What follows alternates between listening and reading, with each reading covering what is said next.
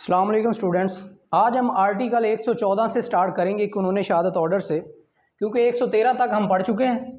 तो लिहाजा जो आज का हमारा टॉपिक है वो 114 से स्टार्ट होता है। आर्टिकल 114 ये बड़ा मशहूर व मरूफ आर्टिकल है। इसको बेसिकली क्या कहते हैं जी? Estoppel.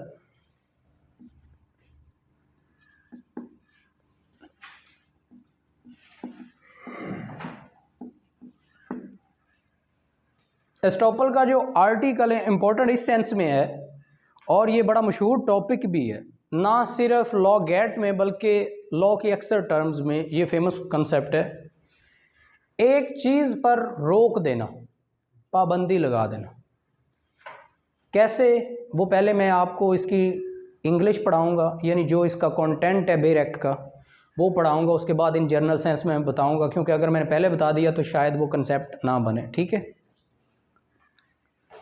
When one person has, by his declaration, act or omission, intentionally caused or permitted another person to believe a thing to be true, जब एक बंदा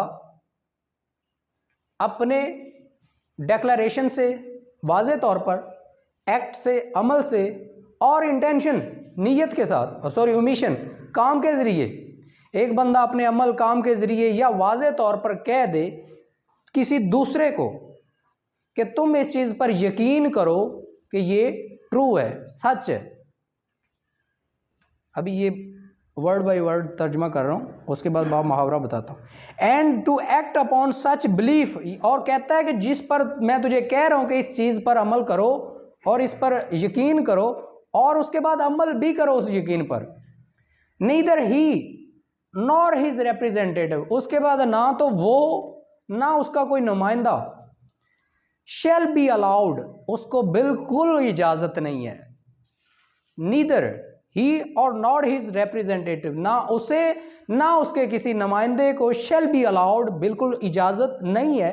इधर नॉट पहले आ गया, नीदर आ गया ना, नीदर और नॉर, यानी नॉट का उसने वर्ड जो है पहले यूज़ कर दिया, यानी उसको ना उसके किसी नुमाइंदे को shall be allowed in any suit or proceeding between himself and such person or his representative to deny the truth of that thing, यानी वो अपने अमल से, अपने अल्फाज से वाज़े तौर पर किसी दूसरे को कहता है कि इस चीज़ पर अमल करो और इस चीज़ पर यकीन करो, तो बाद में उस पर पाबंदी लग जाती है कि ना तो वो ना उसका कोई नुमाइंदा उस हकीकत से मुकर नहीं सकता। कैसे? अब सुनो। अकमल कहता है, अकमल कहता है जी, आ जाए, वकार को, अकमल कहता है वकार को कि भाई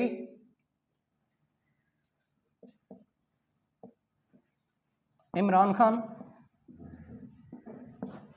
सच्चा लीडर है।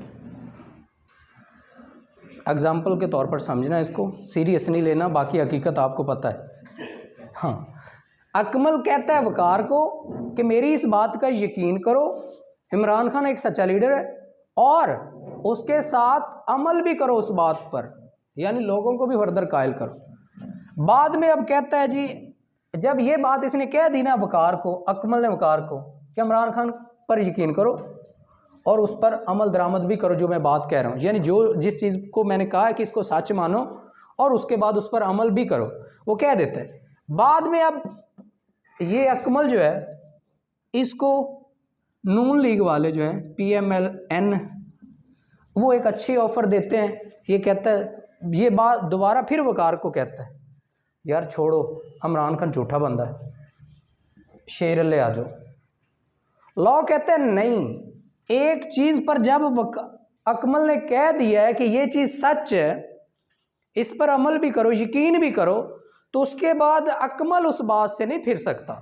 ना वो ना उसका नुमाइंदा ये नहीं कह सकता कि अब ये चीज़ झूठी होगी। जिस चीज़ को एक बार पहले आपने एडमिट कर ली है, एक चीज़ को आपने वाज़े तौर पर तस्लीम कर ली है, बाद में आपको जुडिशरी तौर पर, अदालती मामलात में आप उससे नहीं मुकर सकते। आप अगर मुकरेंगे तो लॉ कहेगा नहीं भाई, कोई और बात करो, ये चीज़ आप ऑलरेडी एडमिट कर चुके हैं। ठीक है। क्लियर है? स्टॉपल का पता चल गया? ये है estoppel. 115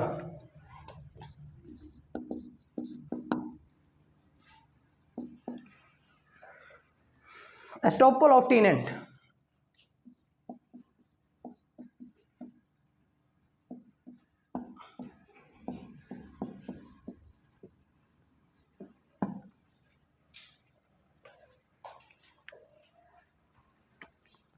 Estoppel of tenant of licensee of person in possession, no tenant of immovable property or person claiming through such tenant shall be during the continuance of tenancy be permitted to deny that the landlord of such tenant had at the beginning of the tenancy title such immovable property and no person has came upon any immovable property by the licensee of person in possession thereof shall be permitted to deny that the person had a title to such possession at the time when such license was given। यानी कोई भी जिम्मेदार, कोई भी मज़ारा ये नहीं कह सकता जब उसने एक लैंडलॉर्ड से एक ज़मीन परचेज़ की थी या किराए पर ली थी, ठेके पर ली थी, तो बाद में उस चीज़ से डिनाई नहीं कर सकता कि जब मैंने इससे ये ज़मीन ठेके पर लीज़ पर ली थी तो उस वक़्त ये इसका लैंड ऑनर था या इसके पास इसकी टाइटल डीड थी या इंटाइटलमेंट थी। ठीक है, जिस वक़्त उसने जिससे लिया था वो उससे मुकर नहीं सकता। That time he was not as owner of that land. ठीक है,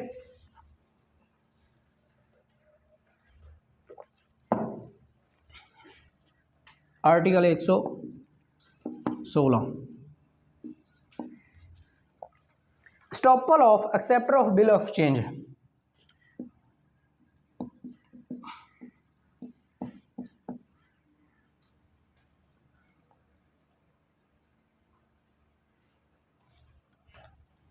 acceptor of bill of exchange वो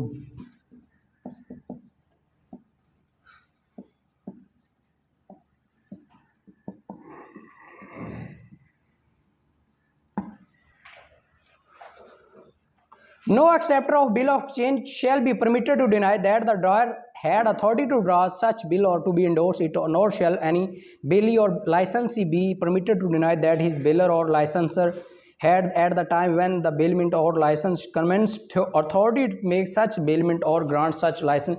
यानी कोई भी बंदा जब उसके पास कोई बिल ऑफ एक्सचेंज आ जाए तो वो ये नहीं मुकर सकता कि ये बिल ऑफ एक्सचेंज लिखा किसने है, ये नहीं कह सकता कि मुझे बिल ऑफ एक्सचेंज उसने नहीं दिया।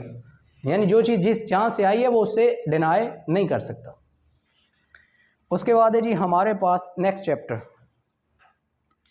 The burden of proof.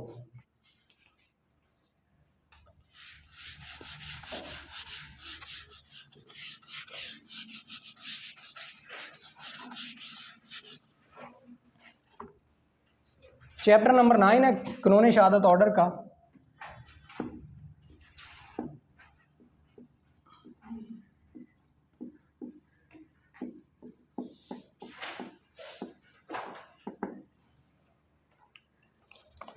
Burden of proof article 117।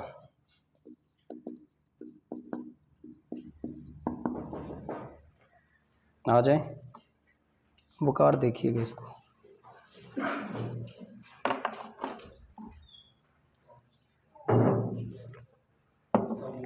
वालेकुम सलाम बेटे।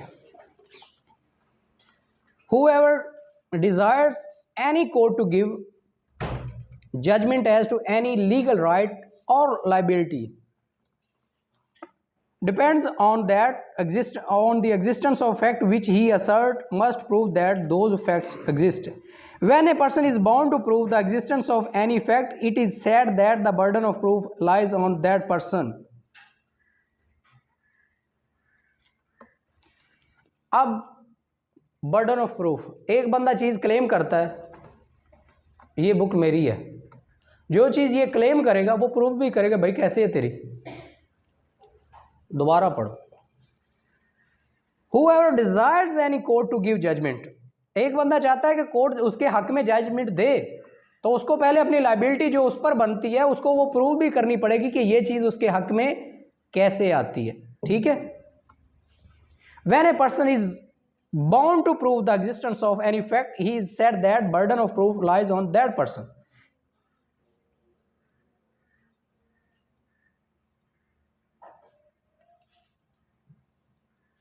अब इसकी एग्जांपल ये है, ए कहता है कि बी ने मर्डर किया है और बी को पनिश किया जाए। अब ए क्या कर रहा है, ब्लेम कर रहा है, इल्ज़ाम लगा रहा है। अब एक बंदा एक चीज़ किसी पर अलेज कर रहा है तो बर्डन ऑफ प्रूफ भी इसी पर ही है कि भाई पहले साबित करो उसने वो क्राइम कमिट भी किया है या नहीं किया। ठीक है, 118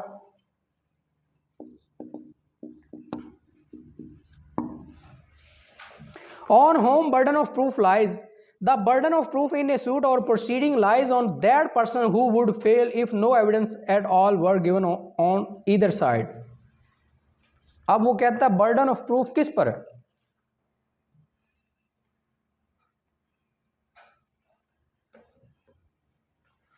अब बर्डन ऑफ प्रूफ उस बंदे पर है जो कि कोई गवाह कोई सबूत पेश करने में नाकाम रहता है, चाहे दूसरी साइड से कोई चीज़ आई है या नहीं आई।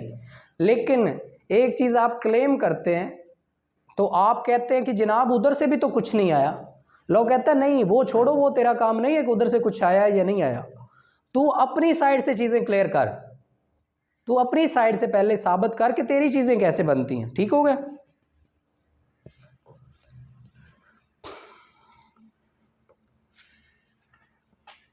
एक 119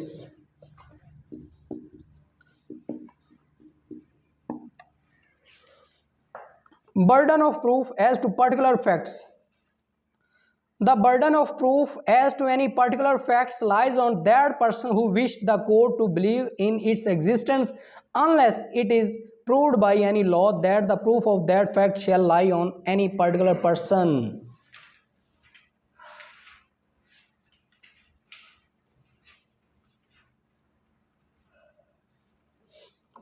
अब बात यह है burden of proof on as particular fact, एक किसी खास चीज़ के मुताल्लिक कोई बंदा कहता है कि ये चीज़ कमिट हुई है या ये ऑफेंस कमिट हुआ है, पहले तो उस खास वाज़े चीज़ के मुताल्लिक ये साबित किया जाए कि वो हुआ भी है या नहीं है।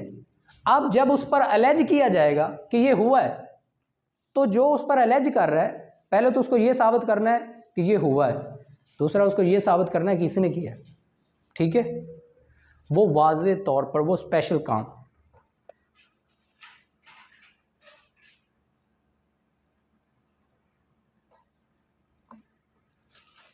अब बात इसमें क्या है,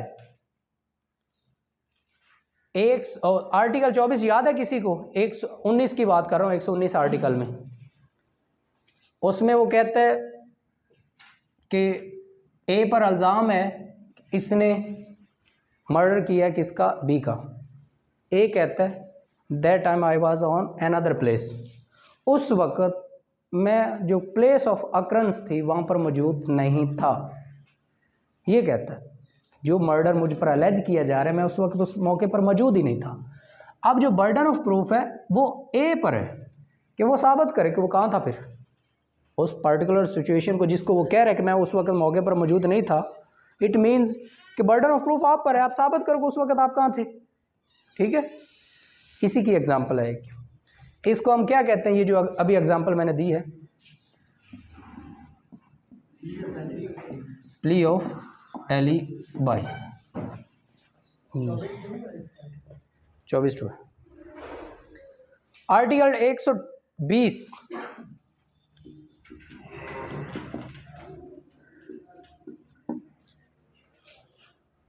burden of proving burden of proving facts to be true, proved to make evidence admissible, the burden of proving any fact necessary to be proved in order to enable any person to give evidence of any other fact is on the person who wishes to give such evidence। अब बात यह है कि जो बंदा एक चीज को अलेज कर रहा है कि फलां बंदे ने ऐसे कहा था, किसी पर कर रहा है, उससे पहले तो वो ये साबित करे कि उसने कहा भी था या नहीं था। इसकी एग्जांपल पढ़ो, illustration number A wish to prove a dying declaration by B, A की ख्वाहिश है कि वो बी की डाइंग डेक्लेरेशन यानी स्टेटमेंट ऑफ मर्ग जो मरने से पहले स्टेटमेंट दी जाती है उसको प्रूव करे, साबित करे। लॉ क्या कहता है, ए मस्ट प्रूव बी डेथ, यानी ये एक स्टेटमेंट लाता है कि ये बी की है, बी ने डाइंग डेक्लेरेशन मरते वक्त ये स्टेटमेंट दी थी। लॉ ये कहता है भाई ठीक है, पहले ये प्रूव करो कि वो मरा भी है या जिंदा है। ठीक है। 21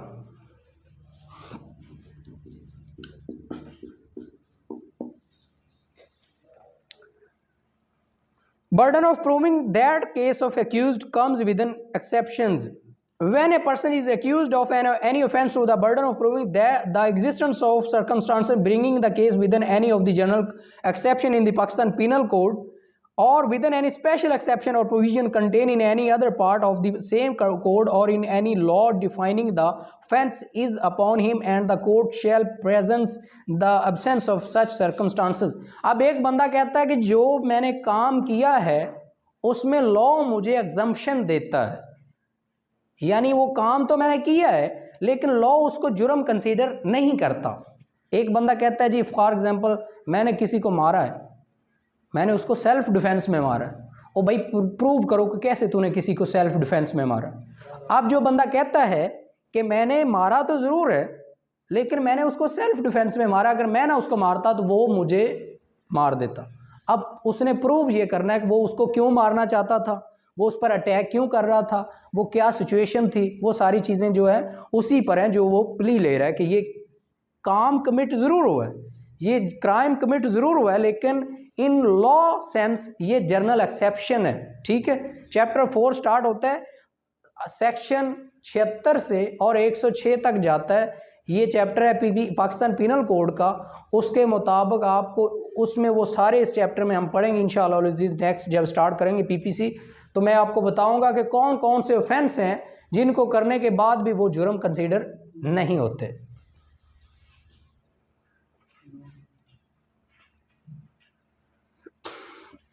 एक 122। अब इसमें दो और चीज़ें हैं। 121 में एक और एग्जांपल देता चलो कि एक पागल कमिट करता है, कोई किसी को मारता है। अब पागल को क्या पता वो क्या एक्ट कर रहा है, पहले तो ये प्रूव करना होगा कि जो मारने वाला था या जो एक्ट करने वाला था वो पागल है भी या नहीं है। अगर पागल हुआ तो उसको एक्सेप्शन मिलेगी ना, अगर वो सही हुआ जानबूझ के एक्टिंग कर रहा है तो फिर तो वो फंसेगा, उसको सज़ा लाजमी मिलेगी। और जिसका भी फ़ोन है साइलेंट कर ले। 122 burden of proving fact especially within knowledge when any fact is especially within the knowledge of any person the burden of proving that fact is upon him। एक बंदा कहता है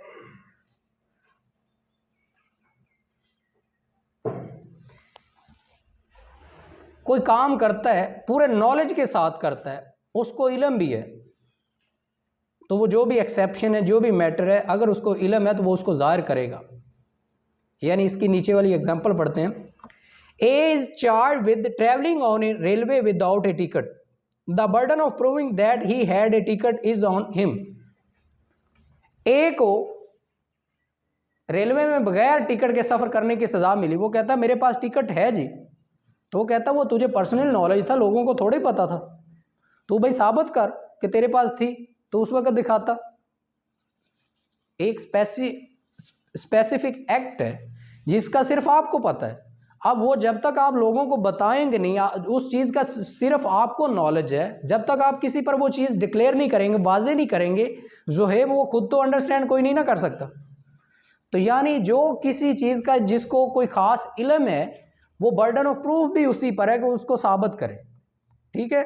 burden of proving fact specially with in knowledge, जिसको knowledge है जिस चीज़ का वही उसको साबित करेगा। 123 पढ़ते हैं।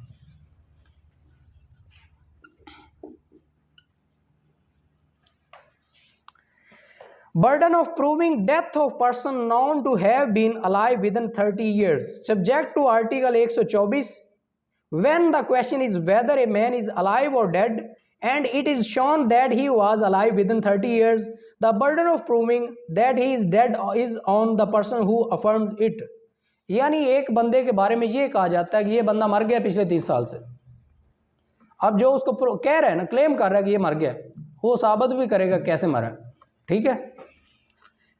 124 the burden of proving that person is alive who has not been heard of for 7 years when the question is whether a man is alive or dead and it is proved that has not been heard of for 7 years by those who would naturally have been heard of him if he had been alive, the burden of proving that he is alive is shifted to the person who affirms it.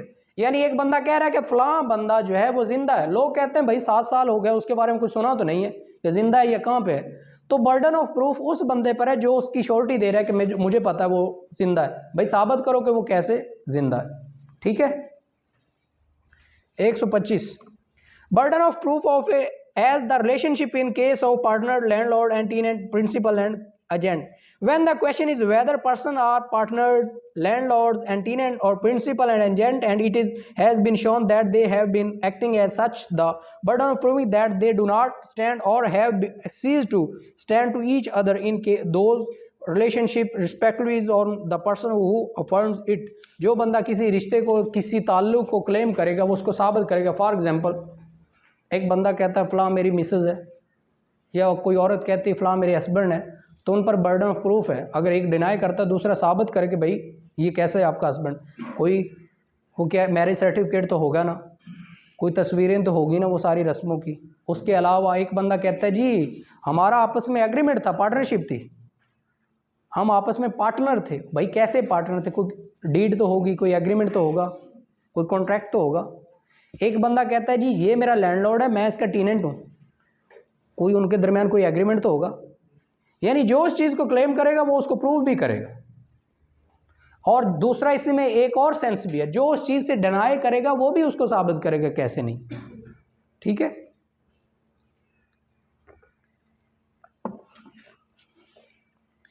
एक 126 burden of proof as the ownership when the question is whether any person is owner of anything of which he is shown to be in possession, the burden of proving that he is not the owner is on the person who affirms that he is not the owner. अब एक बंदा कहता है ये चीज़ मेरी मलकियत है, दूसरा कहता है जी नहीं ये इसकी मलकियत नहीं है। जो कहता है ना ये इसकी मलकियत नहीं, वो साबित करेगा भाई कैसे उसकी मलकियत नहीं है। 126 साथ साथ लिख रहे हैं ना, वन लाइनर लिखते चाहे फ़ायदा होगा। 127 proof of good faith in transactions where one party is in relation of active confidence when there is a question as to the good faith of a transaction between the parties, one of the whom stands to the other in a position of active confidence, the burden of proving the good faith of the transaction is on the party who is in the position of the active confidence. एक बंदा कहता है जी मेरा फलां बंदे के साथ बड़ा तगड़ा ताल्लुक है, फलां एडवोकेट के साथ, फलां जज के साथ, फलां ब्यूरोक्रेट के साथ। जो उस ताल्लुक को कहते हैं ना कि भाई अच्छा ताल्लुक है, वो उसको प्रूव भी करे कैसे अच्छा ताल्लुक है। या किसी के साथ कोई रिलेशन क्लेम करता है तो वो उसको प्रूव भी करे। ठीक है। अब बात सुनो, ये गौर वाली बात है। 128 birth during marriage conclusive proof of legitimacy. ये सारे आप गौर करें, सब के लिए एक बड़ी इंपॉर्टेंट चीज़ है जितने भी क्लास में बैठे हो। Birth during marriage conclusive proof of A legitimacy, the fact that any person was born during the continuance of a valid marriage between his mother and any man and not earlier than the expiration of 6 lunar months from the date of the marriage।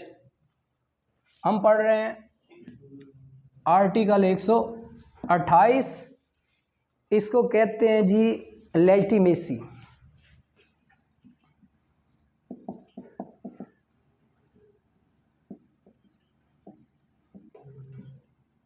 Legitimacy of child.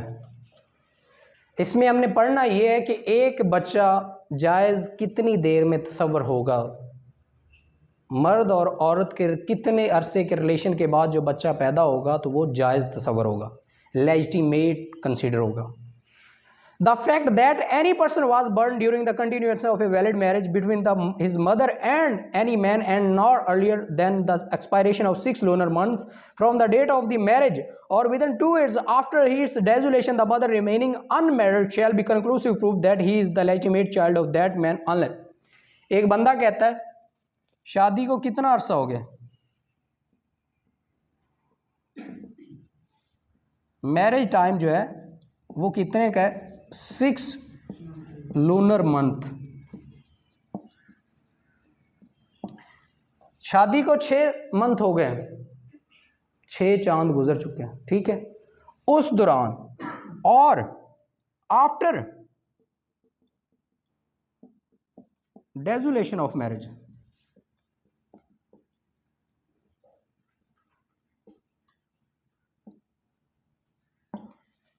After dissolution of marriage 2 years, after 2 years,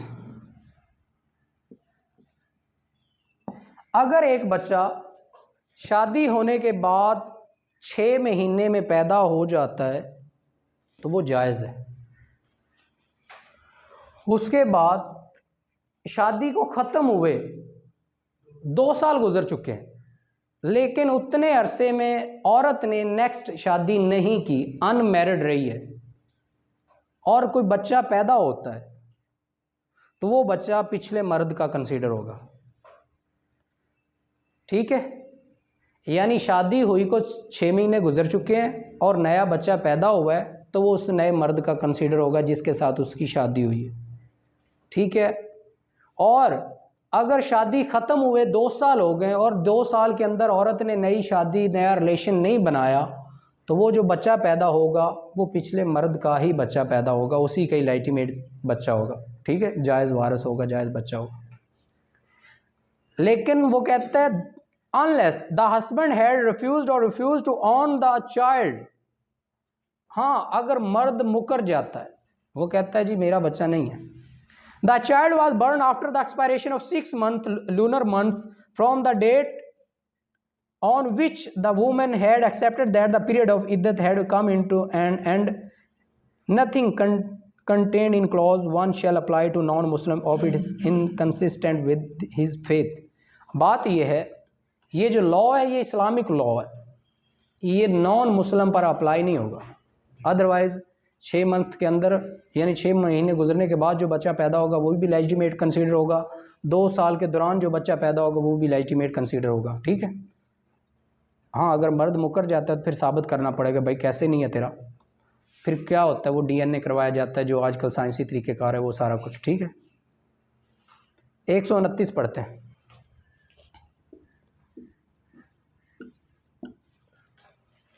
Court may presume existence of certain facts.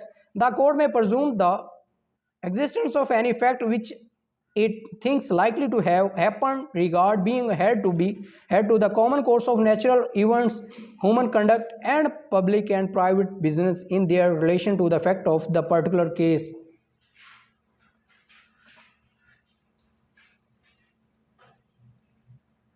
अब बात यह है जो natural चीज़ consider कर ली जाए, the court may presume existence of certain facts, जिन चीज़ों को कोर्ट तसव्वुर कर ले फिर भी उनको प्रूव करने की ज़रूरत होती है।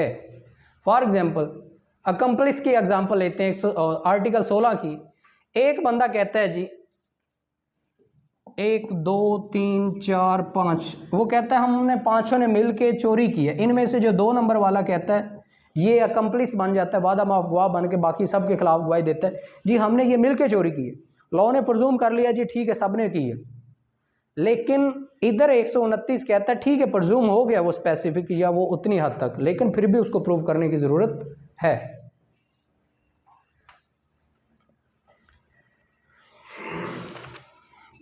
उसके बाद है जी हमारे पास चैप्टर नंबर 10 है एग्जामिनेशन ऑफ विटनेस, विटनेस को किस तरह एग्जामिन किया जाता है, तो वो सारी चीज़ें हम पढ़ते हैं।